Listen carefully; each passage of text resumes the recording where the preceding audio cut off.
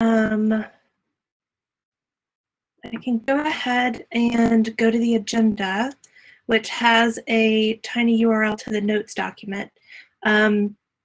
It's tinyurl.com/rdap17L4RD. And I can type it in the chat.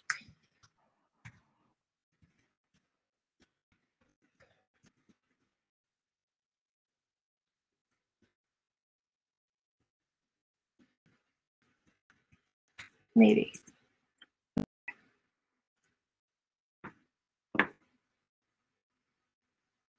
Great. It does appear to work.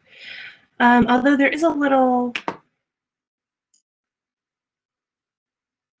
Okay. Sorry, there's a little exclamation point next to the message that I wasn't sure what that meant.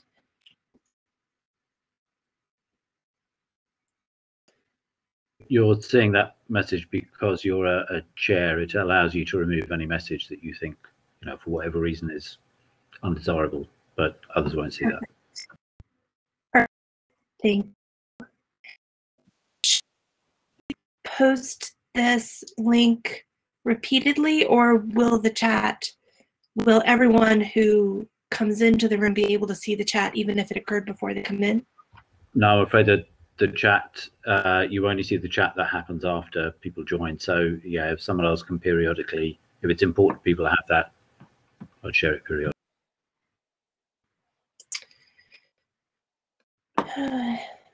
And I can keep dropping. Make it editable. I can keep dropping the link in there. So. Well, the other thing is, if you are using the collaborative Google Doc for the session notes that's been provided by RDA, you could always put it in there.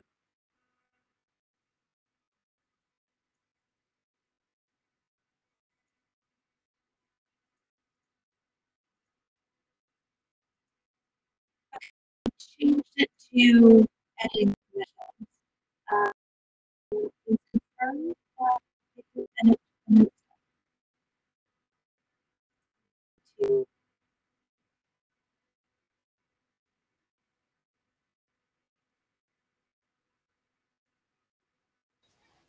Okay, looks good. All right, one more minute of housekeeping and questions. Is that distorted? Okay. It was briefly. Yeah. It's better now. Actually, give me 1 second. I'm going to is home right now, so there's a high probability of interruption, and I'm going to try to fix that.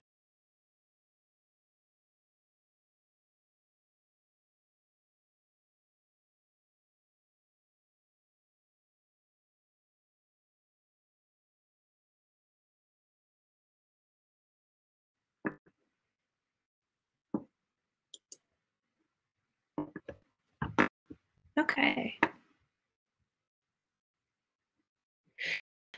All right, it looks like it's about 5 after the hour, so let's go ahead and get started. Thanks everyone for coming to the Piece 18 session of the Libraries for Research Data Interest Group. We are happy to facilitate this session today. We've got a couple of interesting presentations, and hopefully we'll have a nice discussion. And then right at the end, as we're closing, we really want to hear from you, from everyone, about future topics, potential collaborations, if you have any great ideas for a working group, or anything that the community really wants to do. So that's a very brief introduction. Chris, I believe, is putting a link to the meeting notes in a collaborative Google Doc into the chat, so please feel free to take notes there, put in suggestions. Please put questions into the Q&A. Let's see. I suppose, tab within Juno. Any problems or issues or technical questions can be put in the chat, however. And we are hoping to have folks, unmute and speak if they have questions during the Q&A time and discussion. So don't feel that you have to put everything into the chat. We did reserve some time for dialogue and discussion. Okay, so today we're going to be talking generally about leveraging library experience in supporting interdisciplinary research. Let's see. Next, just a couple of quick housekeeping notes. Just a notice that we are audio-video recording. It is being broadcasted. We will be sharing the recording of this and potentially publishing it, or RDA will be publishing it on their YouTube site at some point at a future date. Please keep yourself muted and your camera turned off unless you're speaking, presenting. The way that you can tell that your camera and microphone are off is that they actually say off. So the camera and the microphone tell you what state you're in. If they're green and they say on, that means you are on. If they are gray and off, that means that they are off. Lots of echo. Okay, I'm not entirely sure how to fix that. If there are big audio problems, someone jump in and stop me. Turn on your camera and raise your hand. There's I believe that there is a hand raising. Where's the hand raising option? Does anyone know? Okay, not in this session. Got it. So if you would like to speak, then please put something in the Q&A tab, and we will call you and give you space to speak.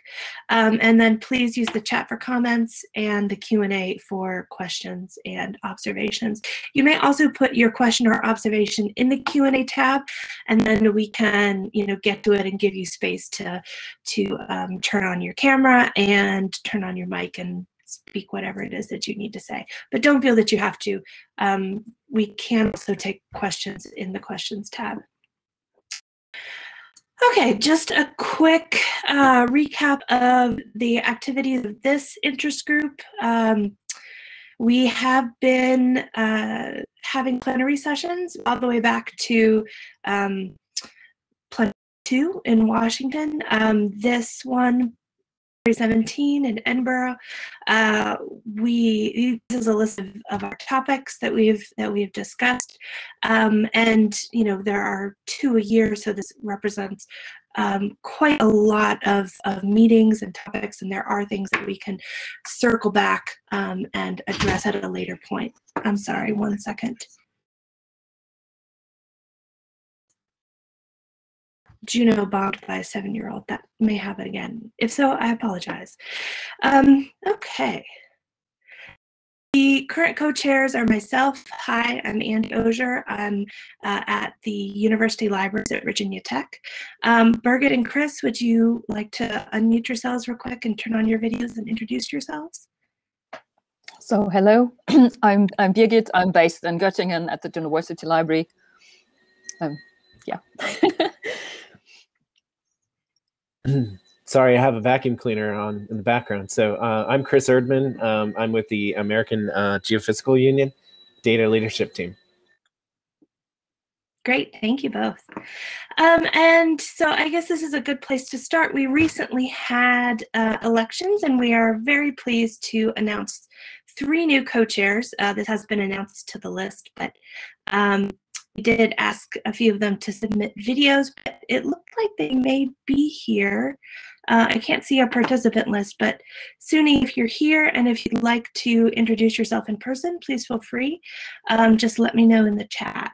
And Naresh, also do this, please. Yeah, hi, I'm here. Yeah, sorry, I can't turn on my video. I'm in pajamas. That's nice fine. to see everyone here. Would you like me to play your video? Yeah, sure. Thank you.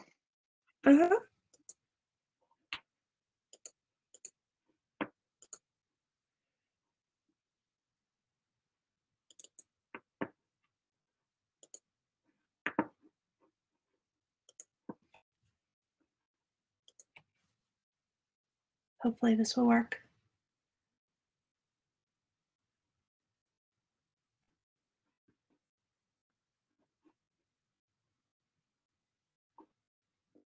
Let me turn off.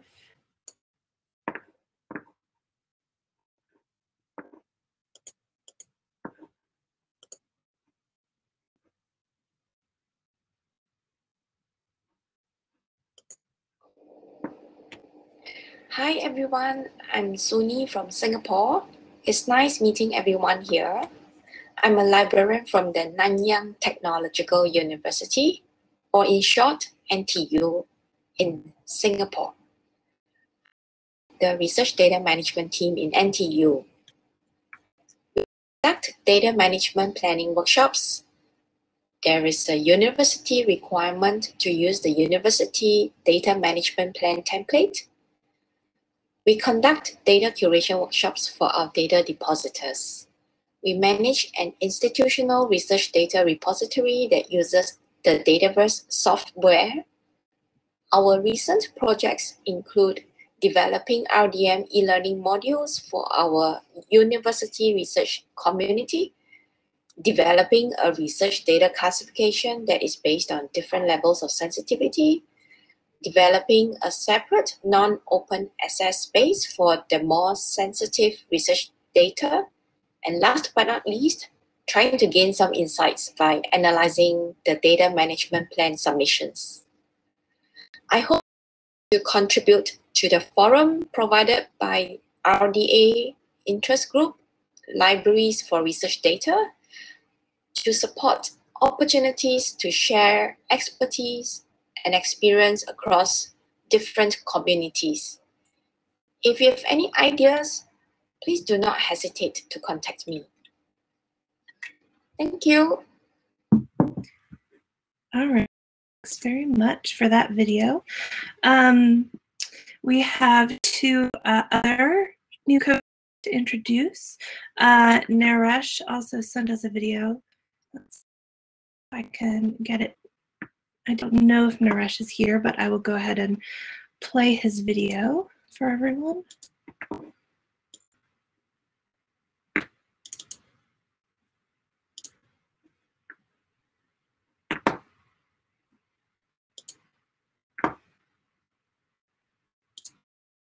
Of the Libraries for Research Data Interest Group for electing me as co-chair of this interest group. I'm Naresh Kumar, and I'm working as assistant librarian at the Central Library of Central University of Haryana in India. Prior to this, I worked at US Embassy as a digital librarian for a couple of years, and I have been awarded with the Employee of the Year award by the Central University of Haryana and by US Embassy in 2016. Friends, I have completed my basic and professional education in India and in Europe. I have been awarded with the Junior Research Fellowship by UGC in India, and Erasmus Fellowship by European Union, as well as a Digital Library Learning Consortium Fellowship by the Government of Norway. For that, I love writing, and I have been awarded with the Best Paper Award at the Bobcats International Conference in 2014 at Barcelona, Spain. I would like to share that I have got published 2 edited books, 17 research papers with the national and international publishers. I visited 17 countries for different academic and professional assignments. I've been a summer intern at the European Organization for Nuclear Research, Geneva, Switzerland, for months, and then at the Oslo University, as well as at the National Library of Estonia in Tallinn, and then at the National Council of Research, Italy, in PISA. I have been member of RDA, RDA's 5 interest groups since 2014, and I have been awarded with the European Early Career Scientists Working with Data Award in 2014, and I take full responsibility to widen up the horizon of this interest group as well as RDA as a whole in Asia. And thank you, and looking forward to work with you all. Thank you.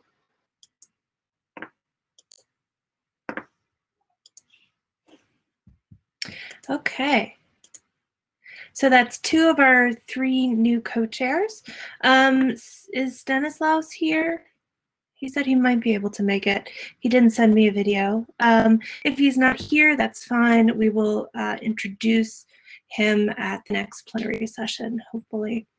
But we are very pleased to bring on these 3 new co-chairs who are representing a much wider group of countries within RDA. Okay, so back to the presentations. Actually, no, there are a couple of more, there are a few more announcements. Let's see, the slides.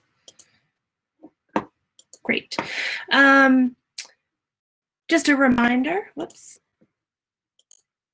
We do have a Libraries for Research Data Slack, and there should be a link in the agenda and notes document if you want to join the Slack. It's a great way for us to have sort of offline conversations when everyone's in different time zones. It seems to work particularly well for that. So please feel free to join us there.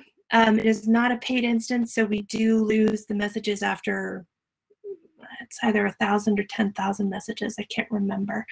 But that may be a good thing, who knows.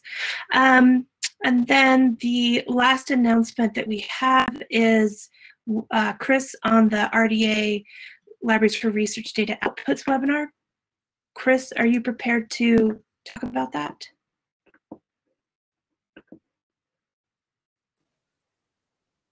Yeah, just real quick, and I also wanted to say that link to Stanislaus's bio that he provided when we were doing elections, so people can read about his bio there at least if he's not here. But yeah, just to briefly update everyone, there's on the agenda there is actually a brief outline of an outputs webinar, and we've been working with RDA and specifically Stephanie Hagstrom to organize an outputs webinar for this group, and it is scheduled for June 28th, and the times are 6 to 7 a.m. Pacific time, 9 a.m. to 10 a.m. Eastern time, and 3 p.m. to 4 p.m. I believe Central European time. So and also just want to mention that Suni will be helping me sort of co-lead that webinar. Thank you, Suni. I know you can't be on right now, but it's nice seeing you. And then yeah, and just briefly going over what will be the outputs that will be discussed. So the engaging researchers with data management, the cookbook. So Connie Claire will be joining us there. The 23 things, libraries for research data, supporting output. So the adoption story, Mike Yetin, I think she's on this call as well. She'll be joining us, and then top 10 fair data and software things. I'll be covering that, and may actually have someone to also present as far as an adoption story. So yeah, I think that covers it. Back to you, Andy.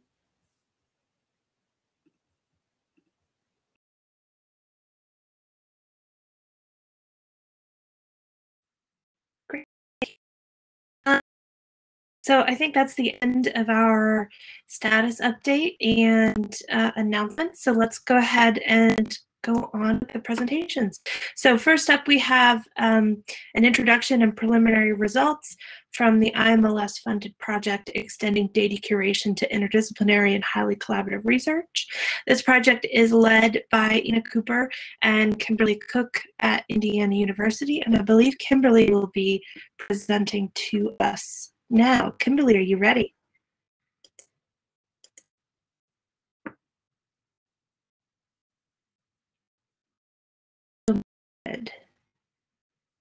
You have to really press the button with intention. It's not just a very simple, it's not just a tap like it is.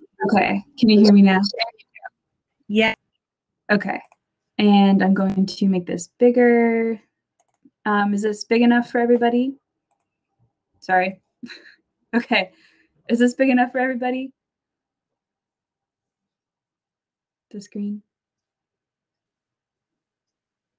Yes. Okay, awesome. All right, so hello everybody. My name is Kimberly Cook. I'll be talking about how to extend our project exploring extending data curation to interdisciplinary and highly collaborative research. So let's get started. So as I said, my name is Kimberly Cook. I'm here with my colleague Ina Cooper. She's somewhere around here in the session. We're at the Indiana University in the United States. Our team is actually composed of multiple people across 3 different institutions. So we're actually an interdisciplinary team ourselves. We come from 3 institutions. So I already mentioned Indiana University. We also have some folks from Virginia Tech and University of Colorado Boulder. Our team has diverse expertise that spans across library information science, digital humanities, social sciences, and information technology. So very fun there. So our project addresses issues surrounding the management and curation of data generated by interdisciplinary and highly collaborative research. So interdisciplinary research has seen a huge growth in the last few decades, and information professionals must respond accordingly with the necessary tools, resources, and services. So we've sort of framed our project around this need for understanding tools, resources, and services. So we began with sort of an assessment of current practices in IHCR research. And that comes from both a literature review and also we have 8 different case studies that we're looking at that I'll go into a little bit more detail in a little bit. And so as we're looking at the literature and these case studies, we're trying to develop workflows that will be able to deal with IHCR research. And so we intend to implement this workflow into these case studies, and at the end, we hope to have some lessons learned. But these stages they don't really operate in silos. You know, we're constantly thinking about each and every one of these stages. So we're constantly thinking about current practices. We're constantly thinking about how we can translate these current practices into workflow development. And especially this collaborative evaluation, we're asking the RDA community as a whole, just to, and you folks here today, to give us insights perhaps that will help us better develop our workflows and implement our recommendations. So I mentioned before how we're learning about interdisciplinary data. So in 2 ways, so we're conducting a document analysis.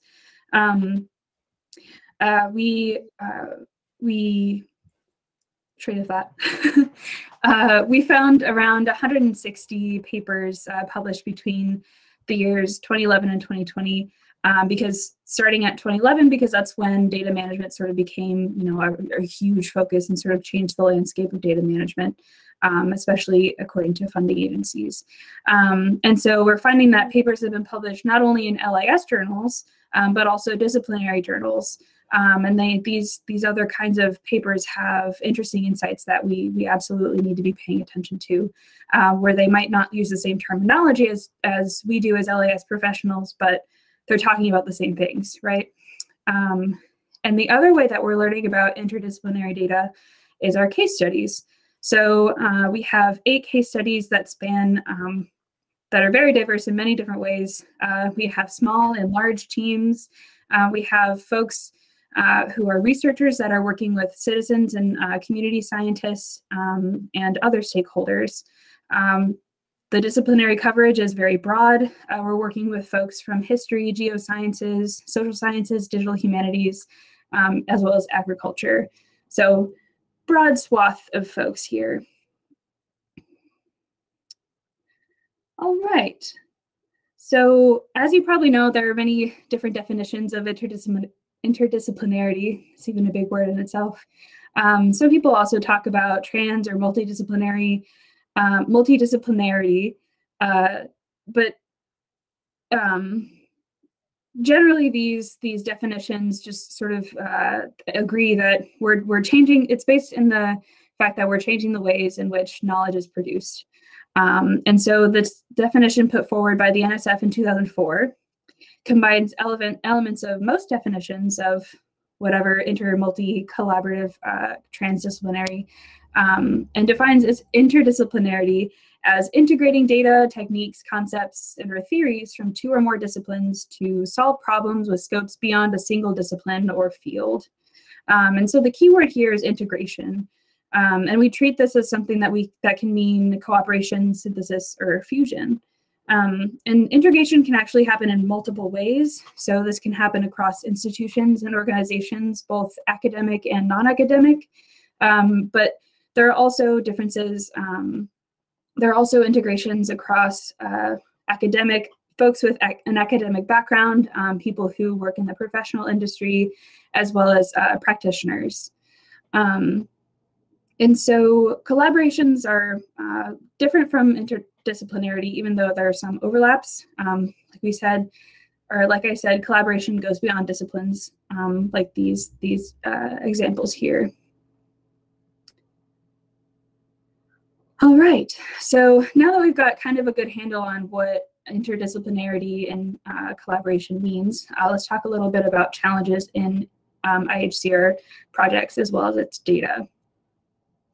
So as we know, as information professionals, we think about the data lifecycle in this way, shown here. So we've got this circle, we've got multiple steps that start generally at the top, but it can, I guess, start in any stage. And this is a circle, but it kind of reflects a sort of linear way of thinking. And through our interviews in our case studies, we're actually finding that the life cycle for IHCR projects are overall more iterative and actually might spend more time on one or more stages than others, or they actually have offshoots that are part of the project description that might concentrate on one of those stages.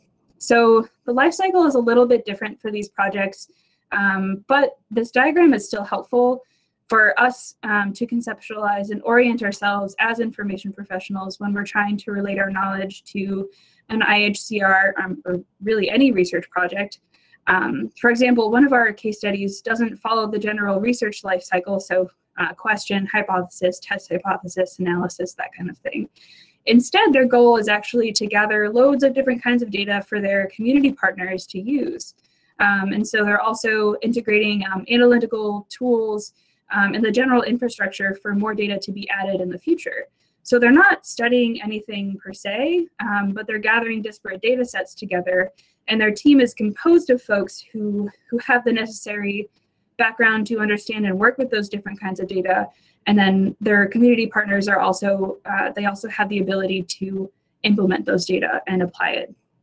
So just to sum up about this life cycle, so thinking about the life cycle in this way is a little bit challenging when we're thinking about interdisciplinary and highly collaborative research, but it's still really useful as a baseline, and actually thinking about how differences in individual IHCR projects differ from this diagram actually helps us to better situate ourselves within the research process and better understand how we can support these kinds of research. So thinking beyond data, there are also challenges in team dynamics. So this shouldn't be surprising. These are very complicated and a little bit more complicated than disciplinary teams. And so far we've identified 4 sort of core patterns and common challenges. So these kinds of projects have complicated and overlapping roles and responsibilities. So the data management responsibilities often fall on graduate students or research assistants, or are actually decentralized entirely. And then when there is designated staff to manage data activities, communication between data producers and data managers can be disconnected if they're not consistently maintained, especially when you have a really large team. Integration with other entities on campus brings in collaborators who have different backgrounds, so thinking about different departments, different centers, things like that. These different perspectives about each step of the data lifecycle further complicates things when you start to think about, okay, what constitutes data quality from multiple perspectives? What makes a good data set in biology versus in social sciences? And so the second element, there's also a lot of extra work in coordination and mutual learning. The differences in individual and group backgrounds require additional work in coordination. And so this results in additional meetings, additional management, other extras just in general. And team members may have different publishing practices and perspectives on authorship and whether to use preprints or use conferences or journals. They have different ideas about how to give credit for contributions, not only for authorship, but also data, like who was responsible for this data, who processed it, things like that. This third element, precarious funding, this, of course, is a problem for a lot of research projects, but for IHCR, these kinds of projects bring together tenure-track faculty, postdocs, students, and staff. And these kinds of projects usually emerge because they find sources of funding, and through that funding, they can hire personnel to perform the work. But sometimes not all team members have permanent positions or are funded for the entire length of the project. And so you have this sort of transient team composition throughout the timeline. And finally, we have challenges in involving stakeholders in research. So oftentimes these IHCR projects involve elements of applied research and working with folks outside of academia, which everyone has their own expertise to apply. It's just making sure that you're speaking the same language and you have the same values. Oftentimes that's not the case, and these kinds of projects have to figure out how to compromise and how to reconcile those differences. Whoop, whoop. All right, so the main challenge that we're talking about here, though, is that IHCR projects needs to address with regard to data is the heterogeneity of data, work practices and technology used in its collection, analysis, and publication. So this heterogeneity creates difficulties for infrastructure design and for maintaining standards and continuity, but it also creates a danger of uneven access to resources. So as we mentioned earlier, or as I mentioned earlier, large-scale projects address this challenge by actually creating a dedicated manager position or even a team. But smaller scale projects often have no dedicated manager. All team members take part in data stewardship, and they discuss their data issues at regular meetings and come up with solutions as they go, sort of ad hoc.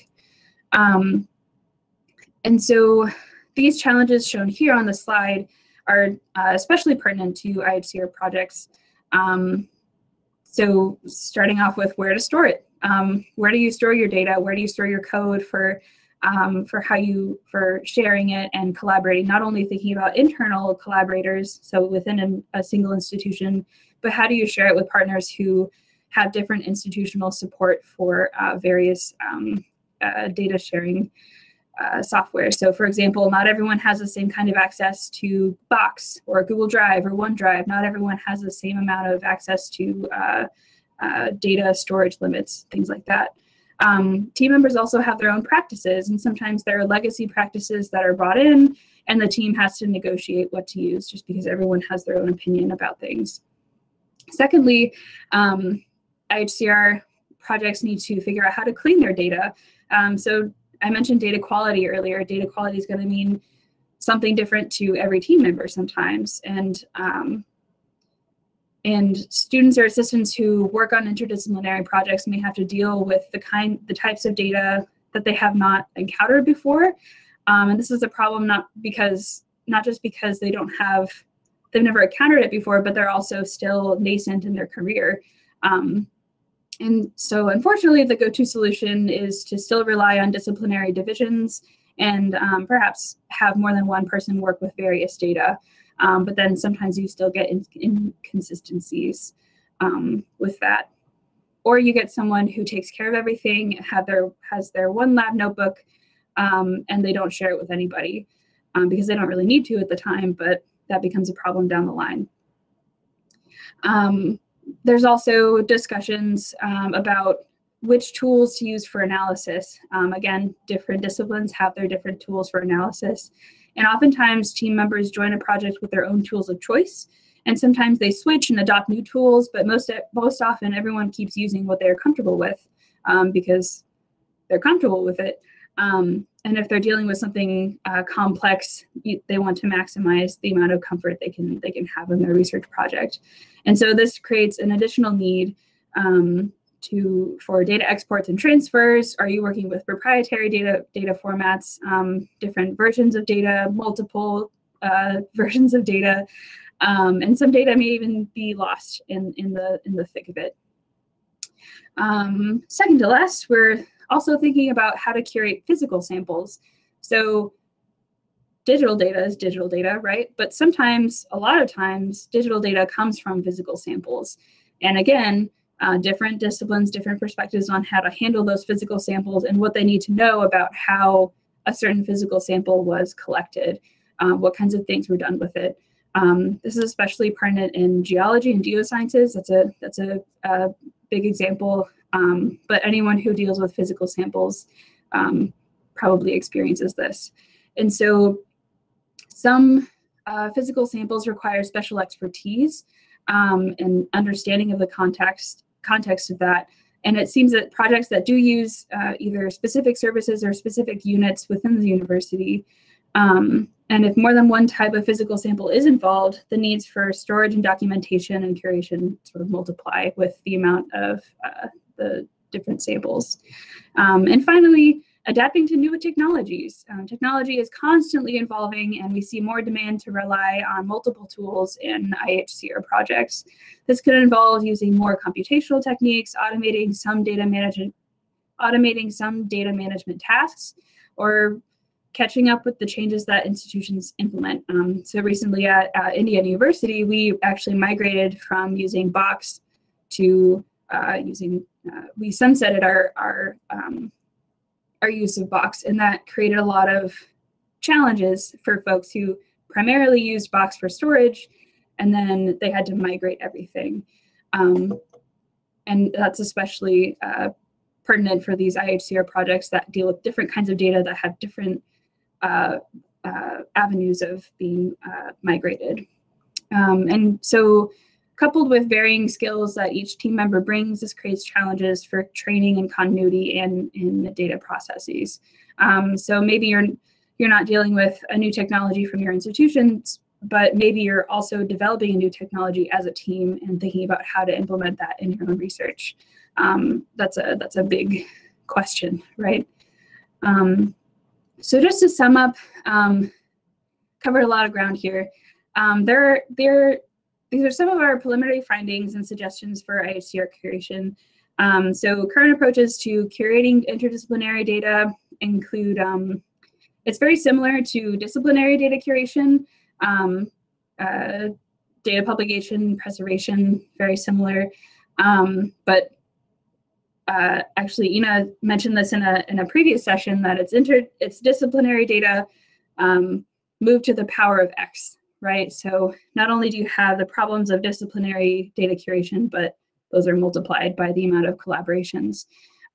There's the occasional emphasis on data management, but these data management activities are sort of approached and resolved on a semi-regular basis during weekly meetings, things like that. But typically, these projects don't have an overall data management plan. It's more about cooperation, not integration. So these team members are thinking about how they can best cooperate and reconcile their differences to move towards a common goal. And so challenges to expanding existing curation services to interdisciplinary data include the heterogeneity of data in general, different kinds of data sets, different formats, different variables, different definitions of variables, and reconciling those differences. We also have multiple research products and tools, multiple stakeholders, and there's this large push for interdisciplinary data to solve, society's most complex problems, which is amazing and awesome that there's, the recognition of the value of that. But we need to be able to provide not just more technological support, but also support for resolving social issues among IHCR research projects. And finally, strategies and solutions for sort of overcoming those challenges, collaborating with information technology professionals, and sort of cross-training, either during LIS training and education, or professional development, sort of being able to understand how these data are integrated on a technological level, both as a librarian and understanding the technical aspects of that. We need to modify existing tools and services and trainings to be more inclusive of interdisciplinary data curation. We need to be we can engage and learn more about these kinds of projects by just having a conversation with them. Most people that we found in our case studies are happy to talk to us about data, and they want help. I guess maybe they don't know how to ask for it sometimes. And again, returning to this data lifecycle, it's not perfect. No one thinks it's perfect, but it's a really good baseline to make sure that we're thinking about the same things and being able to orient ourselves within an IHCR project, even if it doesn't follow the entire diagram. It helps us to think about still how the research process is conducted. Thanks for your time. I welcome any questions, comments. We're always looking to improve our project. So if you have experience to share, things like that, we'd be happy to hear it. And thanks again. I look forward to conversations.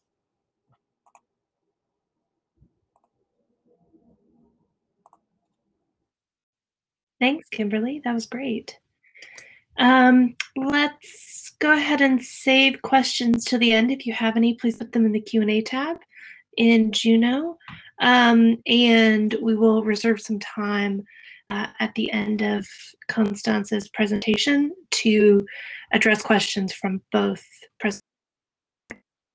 Are you ready to go ahead and introduce the next speaker? Yeah, thank you.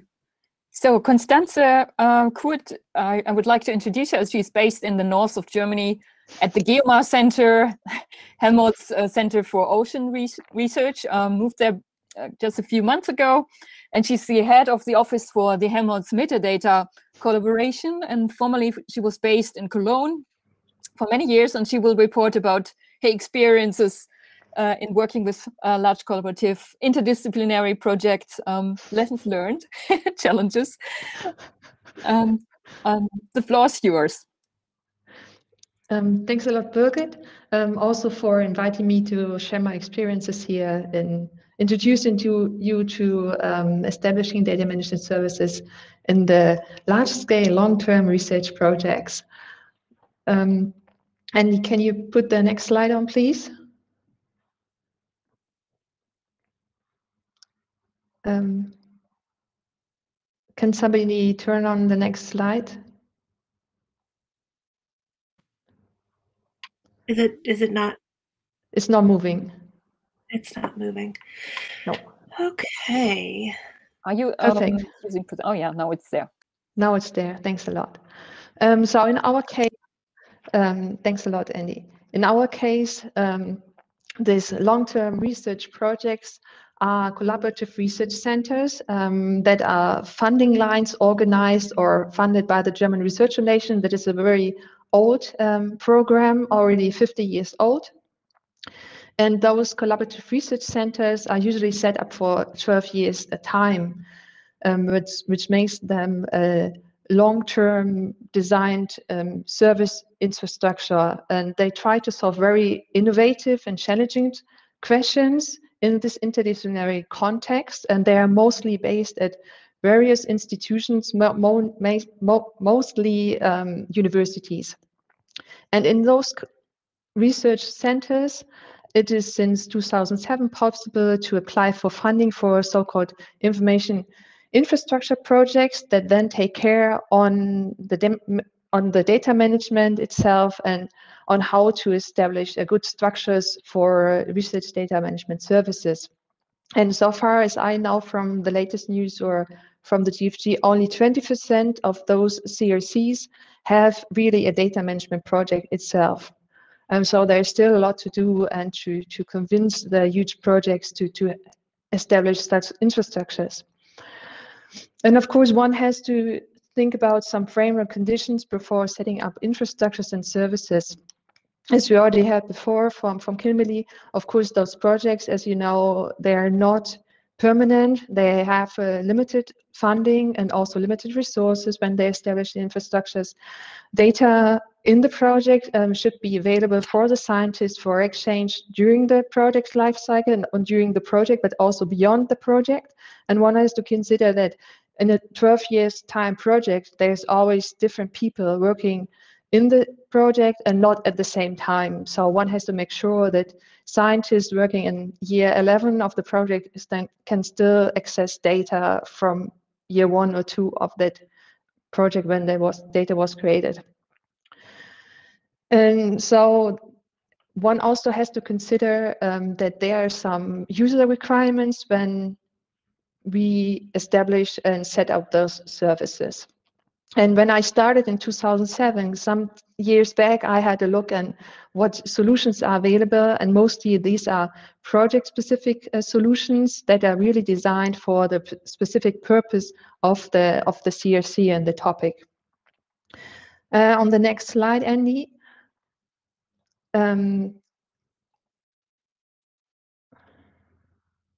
Yes.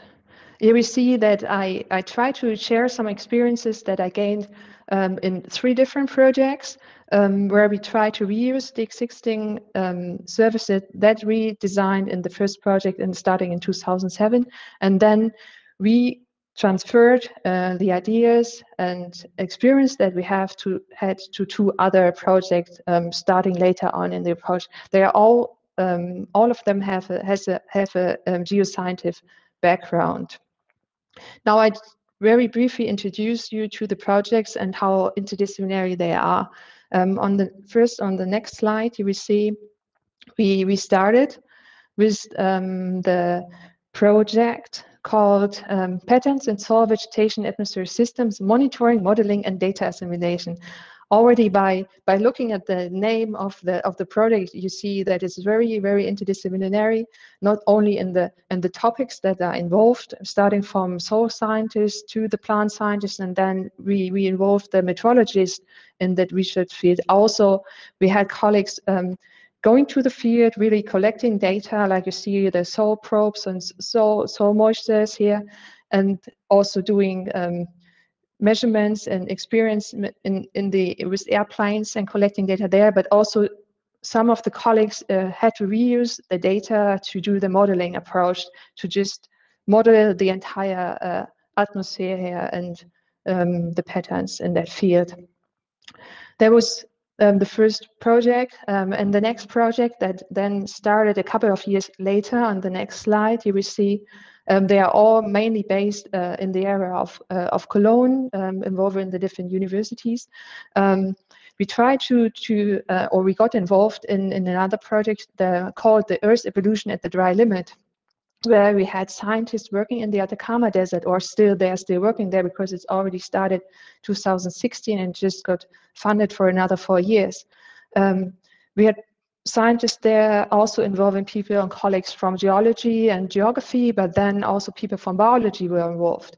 And as you see on the right-hand picture here, we had some challenges because one of our colleagues they put some weather stations in the climate in the Atacama Desert, and all the data also had to be transferred from the Atacama Desert to Germany and to be provided to the colleagues doing some modeling of the data on the fly, I'd say, because there was really urgent need to have the data very soon, and not with the time difference. The third project I was involved in, or I'm still involved in on the next slide, is the project working on Future Africa. Future making in social ecological information that started in 2018. Again, we have colleagues from geography involved and also economy, but this focus of the project also tries to involve people from social sciences and anthropology, which brings us to new challenges with respect to sensitive data and personalized data, because we have a lot of colleagues doing survey and talking to the colleagues and the people in Africa about certain topics about future making. As you see in those three projects, we try to reuse the existing infrastructure, and then we had to modify it to the demands of the certain projects. As you see, they are very heterogeneous and diverse in the data that they collect. That's why on the next slide, Andy, first of all, one has to consider what are the requirements and needs of the scientist and what are the framework conditions. So the DFG makes some recommendations. Of course, one has to look into the existing infrastructure. They recommend to work together with the local infrastructures like libraries or computing centers, or the local data management team or competence center. And of course, it is the idea to reuse existing infrastructures. Then when we started, besides of having the recommendations of the DFG, we saw we have to find out what are the requirements of our colleagues, of the scientists working in the different projects. That's why we usually attend the project meetings, try to understand what they are working on in the sciences. We did a couple of user surveys, at least for each project in the different funding times. We made certain interviews with the individuals, but also like a huge survey, like similar to a data management plan, like the what, when, where do you collect data, to get another idea on their needs and requirements. And that's when we also identified the challenges in the project, because as we already heard from Kimberly, the heterogeneity of the data and that you saw already in the pictures is very diverse. It's not only the different file formats, it's also the size, because if you go to the field and collect some soil moisture probes, the data could also be a couple of few kilobytes, while metrology models are really huge in file size as well. And also it's about the number of and the amount of data collected in 12 years time, when we have an average 100 to 200 scientists over 12 years with associated member working in that field. And as I said before, they are not working on the specific question at the same time. There could be a time shift of 5 years time, and people might have moved to other institutions then. Now, how did we solve the problem? On the next slide, you will see that we have established some data management services that are very generic and kind of try to support the scientists over the entire life cycle. So we have implemented an infrastructure platform where the scientists can share the data, search for data, describe them as metadata. They can apply for DOIs. We have some statistics and also some map features, but essentially is the support and training for that infrastructure that is really needed. And then on top, each of the different platforms is then expanded according to the requirements and needs. For instance, to visualize the weather station data that we get from Chile and to provide them in a good way. For instance, or a social science project, they wanted to have some kind of platforms where they share their stories that they collect in the field in Africa. And now how does this infrastructure look like that we implemented? On the next slide, you will see the technical infrastructure that is also available online. So we have a general 3-layer infrastructure with storage and backup. On the bottom, metadata stored in databases in XML files. We have the interfaces and the website for the scientists to access our systems or the various systems. They are looking similar in a certain way. And then on the right-hand side, you see we also have some interfaces. For instance, for applying the UIs, we have a good collaboration with the GFZ data services that enable us to apply data side DOIs. We have some metadata harvesting to our internal websites representing our different projects. And then we are also represented in certain search repositories and infrastructures. And what else is important is that you will see on the next slide, we put a lot of effort into our metadata schema and the documentation of the data, because that is really essential. If you want to reuse data in 5 years' time, the data has to really appropriately be described.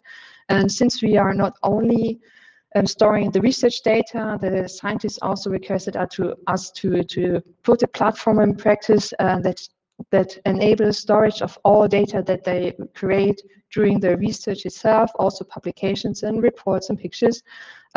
We have thought about a 2-level approach that enables to describe the data itself with general, specific, or general metadata at first, and then to put on top the specific metadata according to the different disciplines and to the different data types. That's why, for instance, for the African Collaborative Research Center, we have a category to describe social science data that is also then compatible or interoperable with the DDI metadata standard. So as a basis, we have Dublin Core and data side, and then on top, we put the discipline-specific metadata standards and do the mapping then. And finally, on the next slide, you will see that also putting some framework recommendations overall is also very important, especially when you deal with social science and sensitive data. Then also a data policy has to put into practice, which we did for all the 3 CRCs, and the latest one, because we have to have this very private data, is of course then a lot more extended, and to convince scientists that we handle the data in a proper way. That brings me to my last slide and the conclusions. Of course, when one sets up an infrastructure, then one has to keep in mind what kind of resources do I have available. And that's why it is always important to involve the local infrastructures like libraries and a computing center, what we did at an early stage. And then, of course, while setting up an infrastructure, the scientists have to be involved so that they use the data, and then also the platform that is implemented. The data itself, as I said, is very heterogeneous, and that's why we put a lot of effort into data documentation that I just explained. But the data quality is also very important. But since we only had limited resources in our project, we had to push this to the scientists, so they had to take care on the data quality itself and the structures where we just could give recommendations. And then last but not least, one has to listen to the scientists. What their needs are, one has to involve them quite early, and sometimes also put patience on it, why scientists don't use the infrastructure, and then one has to put it in a certain way that they finally, after some convincing sometimes, use the infrastructures. And with this, I'd like to thank you for your attention, and I look forward to questions and comments. Thanks a lot.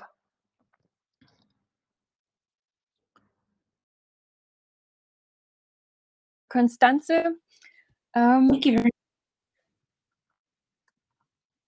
are there questions? I mean, I don't see questions directly to our speakers. One recommendation on a resource to Kimberly, but all of you are, of course, welcome to come up with questions. Hi, Elena speaking. Can I ask question live? Hi, can you hear me? Yes, Yes, of course. yes. Yes, sorry. I was just wondering, I think you did both presentations. Thank you for the both speakers. But you were all both addressing, you know, the connections and relationship and all the elements that you have in your let's say in the back and in the organizations or at the university, like librarians and computer centers. Unfortunately, my experience with these teams are that they are already overbooked usually. So how do you kind of either convince them to cooperate or you know, are they part of the project, also financially covered? If you could address perhaps this relationship. Thanks.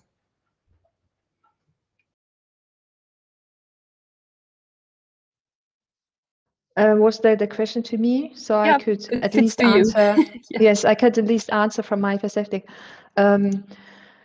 So that is always a good question, how to involve the local communities. So one of our PIs of the project is actually the head of the computing center, and we try to deal it in a certain way that at least we try to organize storage and funding capacities, and then try to do as much as we can from the Institute of Geography, where I was also based, and to work in strong collaboration. That means we had the infrastructure always in the computing center, and then on the other hand, try to build some kind of a bridge, I'd say, to support and work as much as we could. Because it's not something that is something I didn't mention.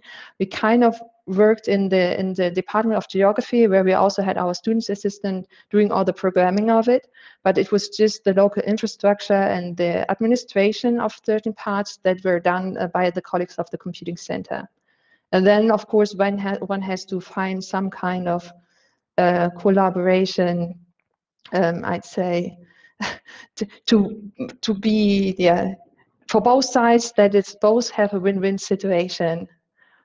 Because the local infrastructure sometimes need projects, and then at a certain time I also moved as a staff member to the computing center, which made it much more easy to collaborate and talk to the colleagues itself if you're working in the infrastructure, which is also an impossibility just to have at least in our case, to have the staff members and put them directly in the computing center. So I kind of had at a certain time a matrix position, having one half position in the project in the institute to be close to the colleagues, and on the other side, I spent half of my time in the computing center dealing with the staff in the computing center than in the colleagues. So I was kind of the bridging person between those two infrastructures.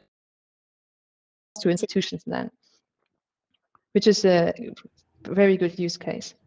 I have a follow-up question on this. I mean, is it, I mean, in the, there are of course now many funding schemes where you can build in data management as a task, and in principle, of course, you can build in resources for the library or the computing center. Is this money, I mean, in the DFG scheme on top, or is it then a deduction from the overall budget of the project? I mean, this might be a reason why you say, I mean, there's still only 20% of projects who take this on as a part of the project. In our case, or in the case of the collaborative research centers, it's the same pot, I'd say. It's the same budget. So you kind of have yeah, it's a share. Yeah, yes, you have to share with the scientist. Either the speaker of the project has to decide to put a new postdoc for solving a scientific question, or to put a data manager. And I really had, with my other colleagues, we really had hard discussions, and that really depends on the speaker.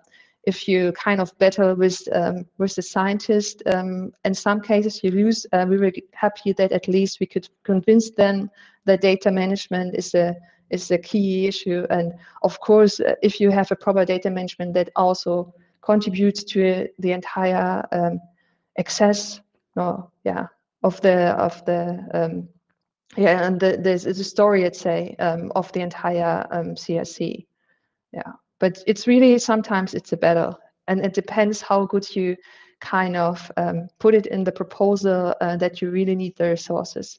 And sometimes it also happens to us that it was the reviewers of the entire project that said you have to put more pressure and more funding and staff people to take care of the data management. Mm-hmm. They also see it. So Kimberly, you perhaps wanted to comment as well, because you. Yeah. So this is going back a little bit to was it Irene who asked the original question? Because Irene asked about, like, these researchers are already booked up because they're doing all these things, and it's hard to, you know, get in there as a wedge. And I just wanted to say, so the way our research project is structured, we have permission both from the research projects and our institutional review board to sit in on meetings, like regular project meetings. And, you know, all the research part of it aside, it's actually just been really helpful just to be a fly on the wall and listen to data conversations about data, because I think there are a lot of things that these researchers wouldn't necessarily be able to articulate well in a consultation with a library person, a librarian, in a library setting, but it sort of comes out naturally in project meetings. So that's something to consider, even if you're not doing a research project. If you're aware of an IHCR project that's going on and you're trying to help them, but they don't know how to get your help, it might be useful just to be a fly on the wall for a couple of the meetings, just to see. Yeah, like spending more time. Yeah, more time, but that way, like that way they don't have to make extra time for you, right? It's more like you're doing your job by just, you know, sitting in on their conversation. But yeah, that was all. Yeah. So I think we have one more question. I mean, Lina, would you like to speak up and ask one short question? Then we get the answer and then move on. We have one more. I can. They're all so equally important. I'm really looking for just anyone that anybody wants to answer, if that makes it easier.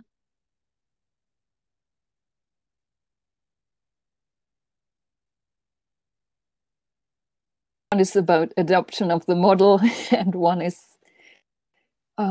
inspiration for this delivery model, and the third part is evaluating, I mean, yes, assessing success. So one and two, thanks, Bridget. Mm-hmm. So 1 and 2 are very related. So it looks like a suite of service that I could adapt somewhere else in my library, academic library. And what do you think of that? And were you inspired yourself to create this? Sorry if I missed it earlier in your presentation. I was a bit late. And then what are the outcome indicators to evaluate this the success of this service?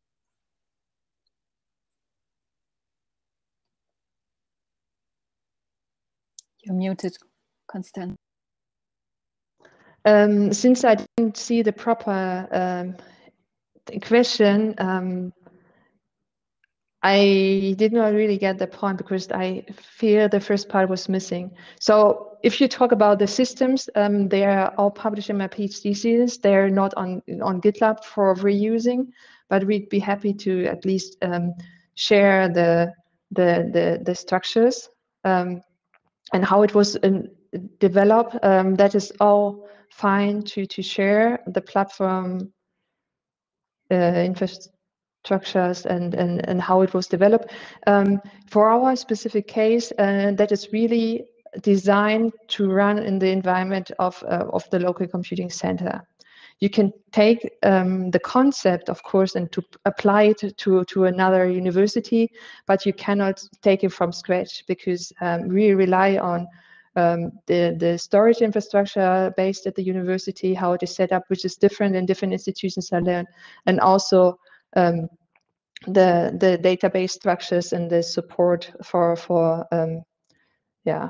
administrating the databases. But feel free to drop me an email, and I provide you with further information. And as I said, everything is published in my PhD thesis, at least the earliest versions of the infrastructure and how it was designed and developed.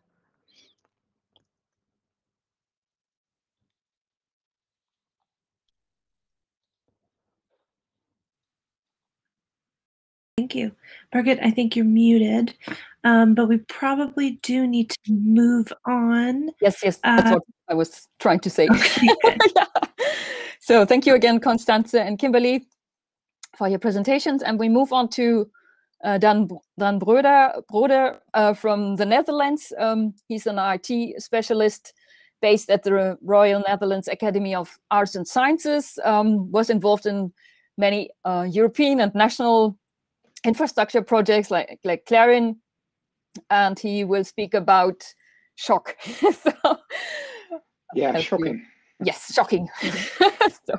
Okay, you will move the slides, right? Yes, can you already go to slide 2? Then, okay, thank you. Yeah, first of all, although you said this was a new project, I'm afraid it's not. Already started in 2019, but it's new to you perhaps. That's fine.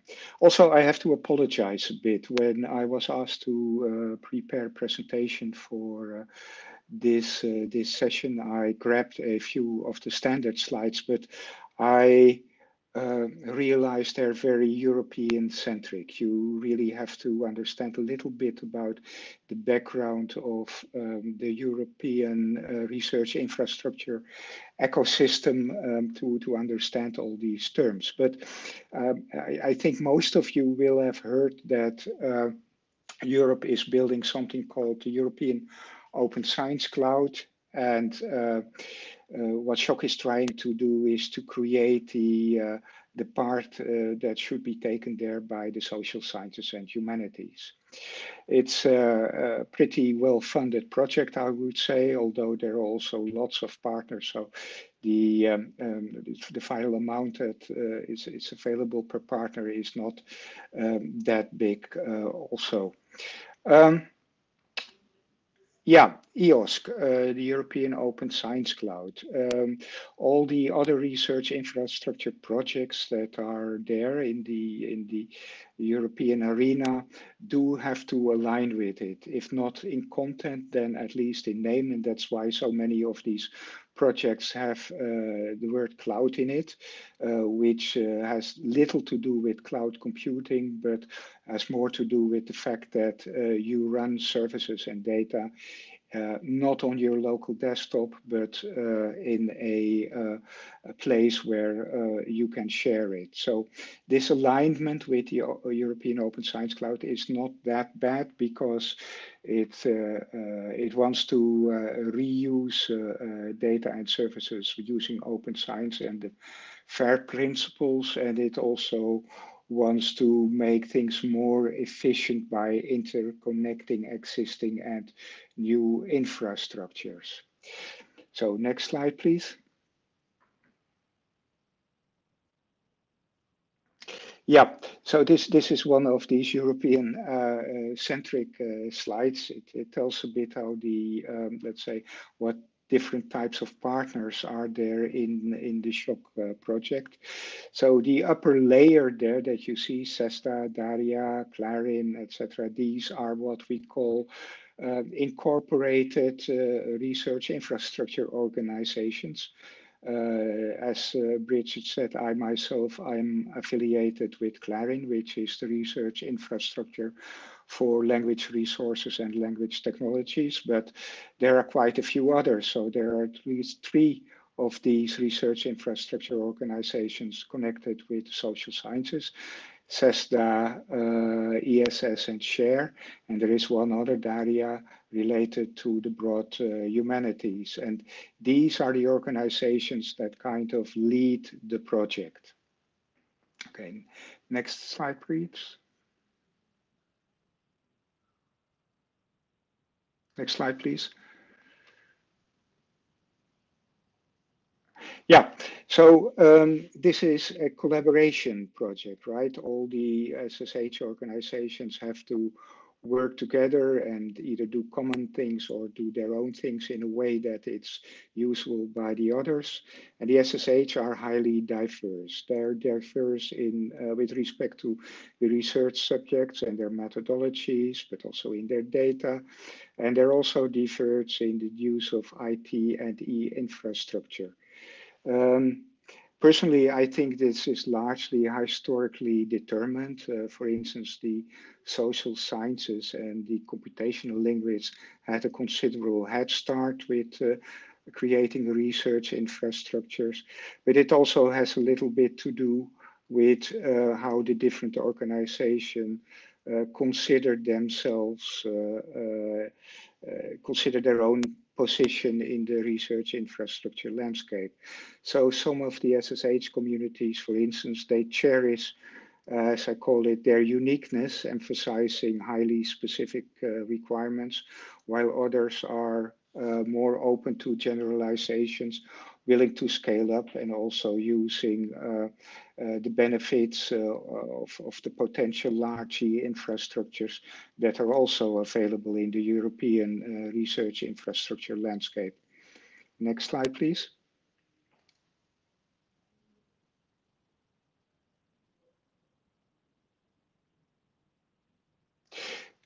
One back, please. Yeah, this one. Yeah, so SHOC is not the first generation of these cluster projects, as we call them. In fact, it's already the third generation.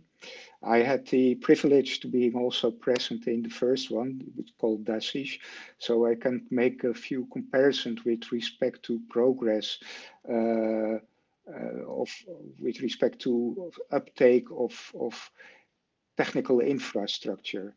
So where in the first generation of cluster projects, we had to, for instance, do a lot of convincing with respect to, for instance, the use of persistent identifiers for data, or to use SAML-based federated identity management, which allows users to use their own institutes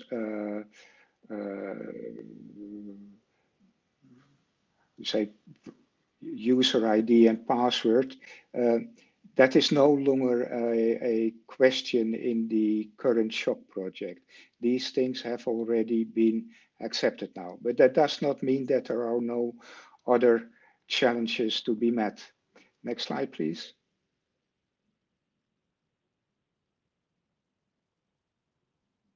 No, one back. Yeah, okay. The slide looks a bit different in my own, but yeah, no, one back. Yeah, this one. So this gives a bit an overview of the different work package structure in the SHOC project. Oh, I myself, I'm leading work package 3, lifting technology and services into the SSH cloud. And there are a few interesting things happening there. Part of the work package is dedicated to applying Curating technology, so language technology for the benefit of the other research infrastructure. So for instance, there is a task dedicated to using machine translation for vocabularies. And another part of that work package is dedicated to trying to generalize existing tools, Curating tools, for the use of by other research infrastructures. So for instance, Curating has created two tools, the switchboard and the Curating virtual collection registry. And there we are generalizing these tools for use by the social sciences, by CESTA, and by the broad humanities as represented by Daria. And there is also some new services creation going on, so as for instance, the interoperability hub and something we call the data citation prototype. I will go into that later. There are other work packages, of course, and interesting things are happening there. For instance, in work package 5, there is a task dedicated to generalizing the Dataverse repository system for use by the social sciences, which is quite interesting.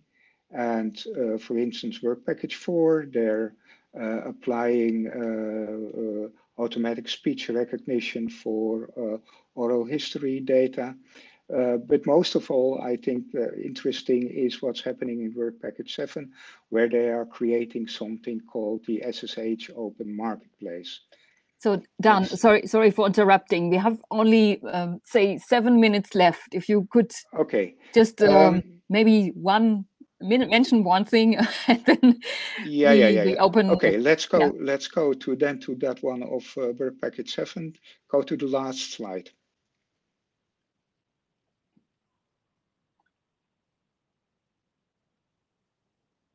The marketplace, right? Yeah, the marketplace.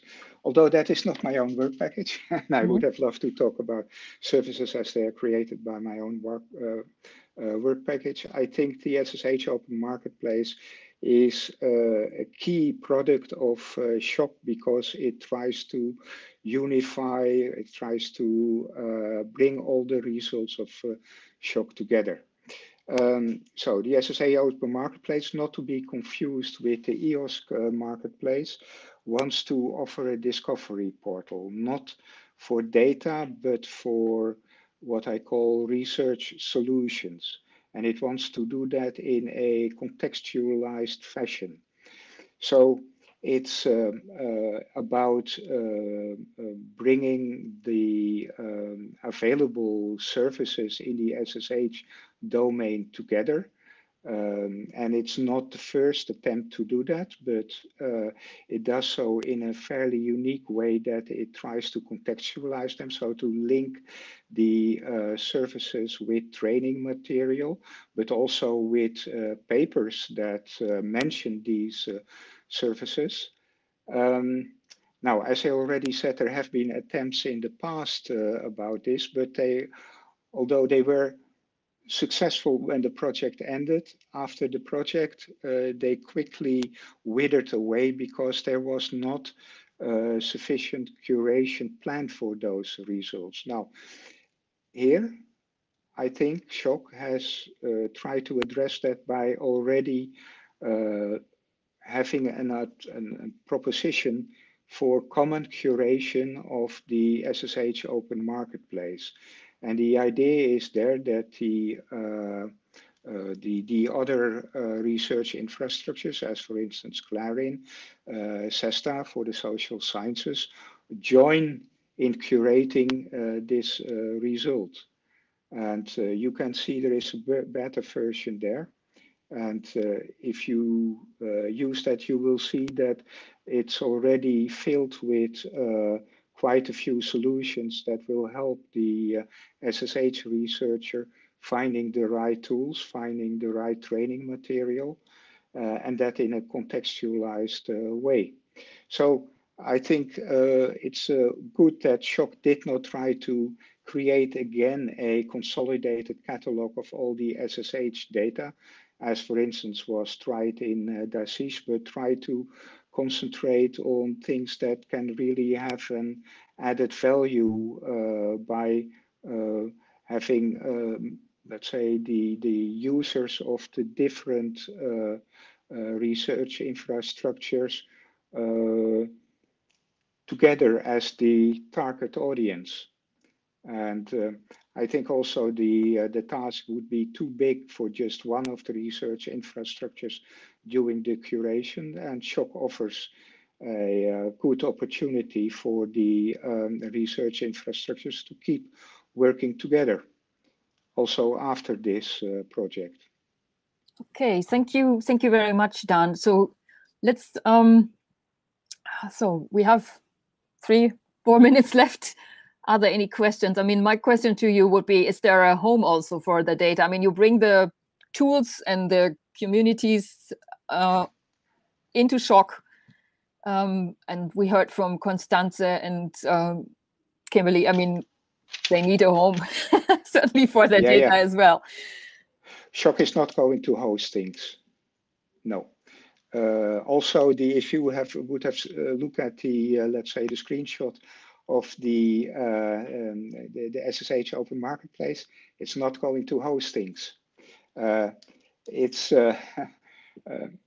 mean, when we started this project, we were hoping that EOSC itself would offer efficient, cheap some additional hosting solutions. Yeah, it's not going to do that.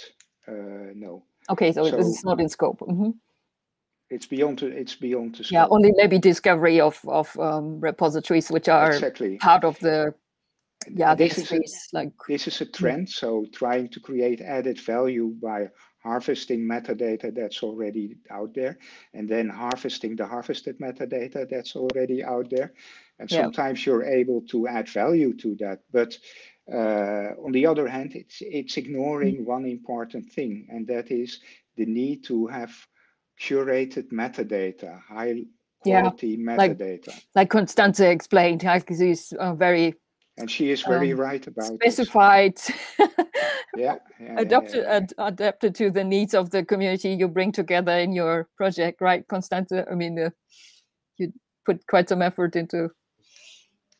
Yeah, there are a few solutions out there. Some of the, let's say, the infrastructure solutions for storing metadata, for storing data, have proven to be more resilient than we would have expected. Look at Zenodo, for instance, as a place to publish your papers, but also but not. I mean, not available to have these customized solutions, right? It's kind of last resort. Yeah, well, there are other solutions. You may have heard of things as B2Find, for instance, which is more customizable because it allows communities to create their own metadata schemas. But I have to admit that the guarantees about its sustainability are moot, are not that big. So. Yeah, it's still we're looking for the. Thanks a lot.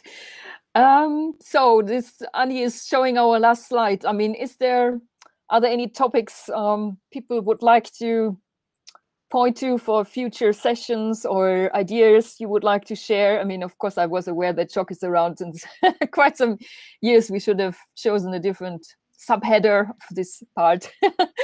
It's always updates and projects towards this at the end of the session, and we are of course happy to integrate other things next time. So Chris is mentioning Invenio RDM is of course customizable to other repositories. Any other comments, Chris, Andy, if you would like to, or from the audience? So otherwise, I think it's time to say bye-bye. I did want to say that I don't know if Lena saw it, but I was reminded of in 2 seconds. I was reminded of the University of Miami libraries. They do this sort of embedded librarianship, interdisciplinary work, so they might be a good resource. Anyways, yeah. So thank you all, and hopefully see you next time. And I'm amazed that we are not kicked out. But yes, if anyone is still here, please feel free to leave us suggestions for future work and future plenaries. You can email the co-chairs directly or contact us through the RDA website, or leave it in the notes document and we will take a look at that. But ultimately, thanks everyone for coming. We hope that this was useful to you and sparked something interesting, and see you at the next plenary. Thank you. Hopefully in person at some point in the future. Thank you all.